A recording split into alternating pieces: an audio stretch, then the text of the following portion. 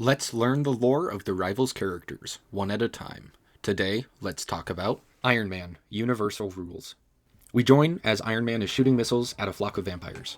The low heat the vampires produce makes the aiming systems miss far more frequently, which Friday comedically informs Tony about. "Maybe I'll try manual shooting," he says, landing in a parking garage. He shoots at some vampires, missing barely. "I'm not sure manual targeting is yielding much better results." But Tony wasn't aiming for them.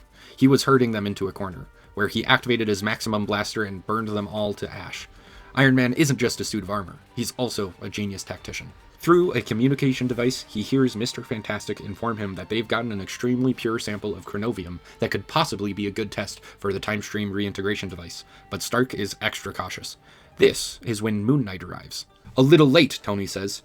"That's not what Khonshu thinks." This is when Tony remembers that his armor has trouble picking up locations of vampires, as dozens of them jump from the rooftops attacking these two heroes. However, Moon Knight and Iron Man are legendary. They deal with the vampires quickly. Moon Knight also came here with an offer for Tony. Before fixing the time stream entanglement, they need to fix the Eternal Light, and you can't use tech to revert a magical ritual.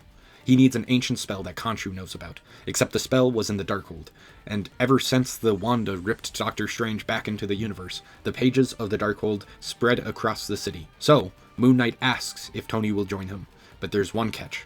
The spell will get rid of all vampires, including all the civilians that Dracula has turned since his arrival. As Tony weighs his choices, a loud noise distracts them. Friday informs him that a few blocks over, a massive surge of energy hit, and it's Asgardian in nature. "Glad the Golden Boy finally came," Tony says.